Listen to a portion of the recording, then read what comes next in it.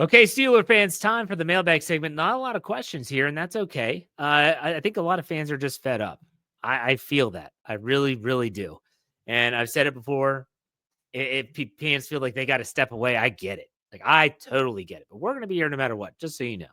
Let's start this thing off with the believers. He says, Ride or Die Crew poll of the week. After no real changes and hearing Rooney's after-season press conference, I feel like the Pittsburgh Steelers are on the right track as an option. In a downward spiral is another. Treading water and other. Those are the options on the poll. I voted for treading water. I just think that the Steelers are okay with the status quo. They're okay being a middle-of-the-road team, and maybe, just maybe, they can get hot.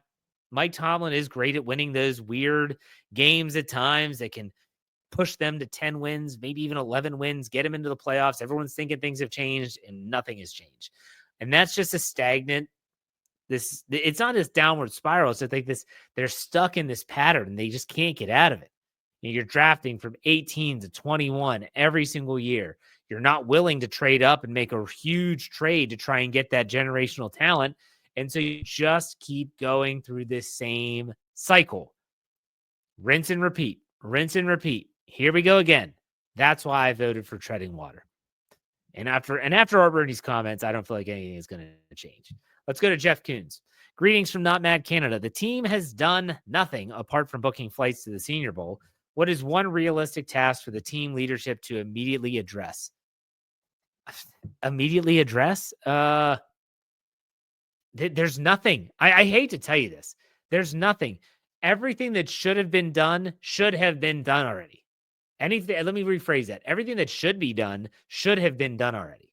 So they should have cut ties with coaches. I don't give a flying you-know-what if Pat Meyer's under contract for 2025. You're fired. We don't need you anymore. We're going to get someone else. I don't care if Arthur Smith still has a year or two left on his contract, and year two is typically better for offensive coordinators, blah, blah, blah. If you as a coordinator, as a coach, and as an organization don't feel like he's the answer, then you fire him. You fire him. That's what you do. Those are the things that should have been done immediately. And I'm not saying that Arthur Smith should have been. Terrell Austin, I've been fine with. They got rid of him. But if you were going to start to make moves, you would have started with the coaching staff. You would have wanted, especially if it was a coordinator, to get out in front of some of this stuff so that you had a lot of options as it pertains to replacing those people, assuming you're going to go outside the organization. And honestly, they probably wouldn't have done it. If they would have fired Terrell Austin, I fully expected them to just promote Grady Brown, the defensive backs coach, as the defensive coordinator. And it would have been, holy cow, here we go again. This is the same old song and dance. So unfortunately, that one realistic task of trimming the fat on the coaching staff of coaches that actually do need trimmed, again, Alfredo Roberts, if his contract isn't extended, it's not moving the needle for me. So if that's what they do, that's what they should have done. Player decisions aren't going to happen yet. That's still in March. They have some time. So that's when you said, what's one realistic task they could do immediately? That ship has already sailed, my friend. Let's go to Eric. Jeff, love the show as always. Thank you very much, Eric. He said, my question is, in your opinion, do you believe Mike Tomlin would still be a head coach with the Steelers if he never won a Super Bowl? That is interesting. That's a tough question. Would he still be the coach if he never won a Super Bowl? Assuming that everything else that has happened stays the same, meaning they still haven't won a playoff game since 2016. If he's never got there, I think that I don't think he would be. I think that when you win the Super Bowl and he's been to another one, that gives him within the Steelers organization a lot of leeway.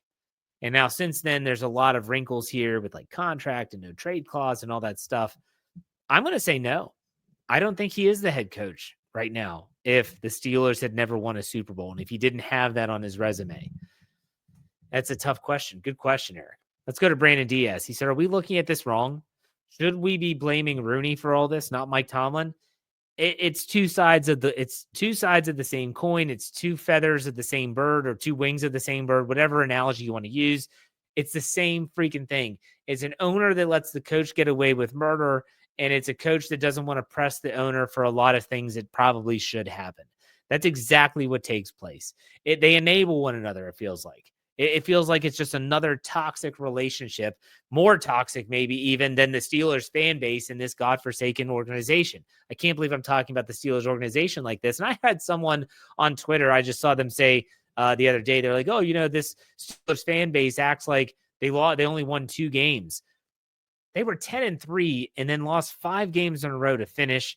And they lost in not only not so great fashion, I don't want to say embarrassing, but not so great fashion, but they lost to the cream of the crop in the NFL, which made it absolutely crystal clear that they are nowhere close to being true contenders. Tell me why I should be positive right now about the team. All right, next question for Brandon. Looking back at the season, would we have fared better with Fields a whole season? Why or why not? I don't think the result would have been that much different. I asked this question. This was probably after the Christmas Day game against the Chiefs where they lost. There was some time I said, what do you all think the record would be? And there were a lot of people that said 9 wins, 10 wins. I agree with that. They would have found a way to win some games. They would have been more dynamic in different ways, still would have been frustrating, still would have had mistakes, still would have had gaffes, but nonetheless, I think it would have been about the same. And last one from Brandon. For me, I love the draft, Jeff. What's your favorite part of the offseason and why? I used to really enjoy the offseason, especially the lead up to the new league year. Get really excited for the draft. I still will, but right now I'm just so jaded. I'm just so jaded with the way the team has started the offseason. I don't mind the offseason. And I know when the free agency rolls around, and especially if the Steelers make some moves to free up some more cap space, we talked about how they could get up to near $80 million by cutting just 4 players. I think that if that's the case, I'm still going to be all in. I'm still going to watch. I'm still going to follow. But man, it's frustrating to start. But my favorite part of the offseason, which is what you asked, it's the draft. The draft weekend's always a blast. All right, let's go to Will Caldwell. He said, hey, Jeff, the offense, despite changes in coordinator, has had a similar feel. Do you think in his second year that Arthur Smith demands more offensive control? I just hope that 2 things happen for Arthur Smith, assuming he's going to be back. Number 1, they get the guy a quarterback and say, this is your guy, and the quarterbacks behind them, something Art Rooney did say, they want to have a similar skill set. This is going to be the plan. Let's put a plan in place for this style of quarterback and let's get it implemented. That's number 1. Number 2, I hope that the offensive line doesn't just get better, but stays together, stays healthy. They had a lot of turnover on the offensive line. I think that's really important from a play caller standpoint. And if you missed it, go back on Monday's show. I had Coach Kevin Smith on, and he talked a lot about how he has hope for the offense, less so for the defense. Next question from Will. I could see this happening because Smith won't be getting head coaching inquiries with the current state of the offensive performance. Okay, that's tying into his first question. So he's saying he could see it get better. I think it's going to get better. Let's go to James. He asked, one takeaway I had from Rooney's address is that the quote-unquote mindset sure seems to trickle from the top. His responses were eerily similar to those of Tomlin's on a number of topics. With that being said, what's one takeaway you had? I hope you listened to the first half because I talked a lot about it. I will say the biggest takeaway is that both he and Tomlin, when pressed in their respective media sessions, did not have answers. That's frightening. That is frightening on a bunch of different levels, on a bunch of different fronts. That was my biggest takeaway. Let's go to Gene. He asks, hello, my question is if they run it back with the same coaches with no additional ones, do you think we will get the same results? I'm the most optimistic Homer Steeler fan there is, but if this happens, I'm very worried about next year. It comes to a point where if you're going to keep the coaching staff, that means that you're telling the fan base, this is a roster problem. This is a player problem. So now we have to turn our attention to the roster development, the roster acquisition and free agency, the draft, all of that stuff. The Steelers have a lot of holes to fill, but I'm with you. If they don't make drastic changes in the roster development and they didn't make changes and they probably aren't going to make changes on the coaching staff in terms of drastic ones that we could view them as being significant, then yeah, we're probably going to get the same results. Hate to say it. Let's go to Tom East. Jeff, you say fire away. I say fire Pat Meyer and Austin. My question is, do you feel getting rid of either of the above coaches will impact the draft? Matching new prospects with a more aggressive coach could prove beneficial. Thoughts?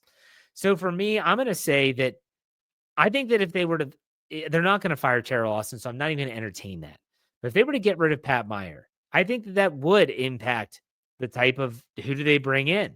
So when they bring in, whoever they bring in to be the offensive line coach, what kind of player are they looking for? Go back to the Adrian Clem experiment. Remember, he wanted maulers. He wanted the big guys that are just going to go out and be physical. And he did this and it didn't work. Like the Kendrick Greens, it was a bad experiment, which I was part of that, his scouting and stuff. You got to get the right people in place. You really, really do. And so I'm always a little hesitant for drastic change. I want drastic change, but it's who they replace with those changes that's going to be really, really key. Let's finish this up with Steeler Fan 69. He has some dad jokes, as he always does, to finish out the show. He said, I heard that due to bankruptcy, old McDonald has to auction off his farm. The money he raises will help cover what he owes. The next one, I love this one. He says, 25 years ago, we had Johnny Cash, Steve Jobs, and Bob Hope. Now we have no cash, no jobs, and no hope. Please, God, do not take Kevin Bacon. I love that. Reminds me of the line on Dumb and Dumbers. We got no money. We got no jobs. Our pets' heads are falling off. Shout out to Jim Carrey for sure. All right, folks, that does it for my show. It's a little bit shorter, but there's really not a lot to talk about. Hopefully by the next time we meet, we'll have some interesting tidbits to talk about, whether it's Senior Bowl related or whether it's also related to any moves the Steelers might be making. Make sure you stay tuned to SteelCurtainNetwork.com for all your Pittsburgh Steelers needs and all of our podcasts here on the platform or wherever you get your information. YouTube, Instagram, Twitter, all that. Steel Curtain Network, you'll find us. But you know how we finish these out. Be safe, be kind, and God bless. Have a great rest of your week. I'll see you on Friday. Go Steelers.